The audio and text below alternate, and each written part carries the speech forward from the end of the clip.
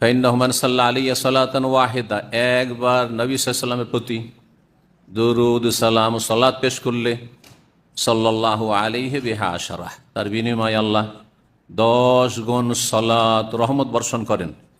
মালাই আলাই আরশে আজিমের চারপাশে মুকাররাবিন ফেরেশতাদের সামনে সুনাম সুচর্চা করেন।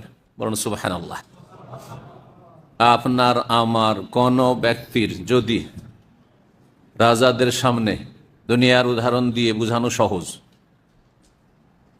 মন্ত্রী সভায়, রাষ্ট্রপতি ভবনে, পার্লামেন্টে যদি সুচর্চা হয়, বদনাম নয়, যদি সুনাম করা হয়, তাহলে দুনিয়ার মনে হচ্ছে কত কি পেয়ে গেলেন আপনি, তাই না?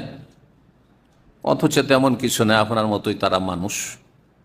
হতে পারে তারা আপনার চাইতে বেশি বিভিন্ন দিক থেকে বিপদগ্রস্ত, অথবা অশান্তিতে আছে, অথবা সুখে শান্তিতে আছে। তাতে বা কি হলো, তারাও 3.5 হাতের মানুষ। এসেছে, চলে যেতে হবে। আপনি এসেছেন, আমরাও এসেছি, চলে যেতে হবে, তাই না? কিন্তু স্বয়ং রব্বুল আলামিন ওয়ালিল্লাহিল মাসালুল আলা, তার সামনে কি হয়, আপনার আমার যে সালাত ও সালাম পেশ করে, ছোট্ট করেও যদি বলে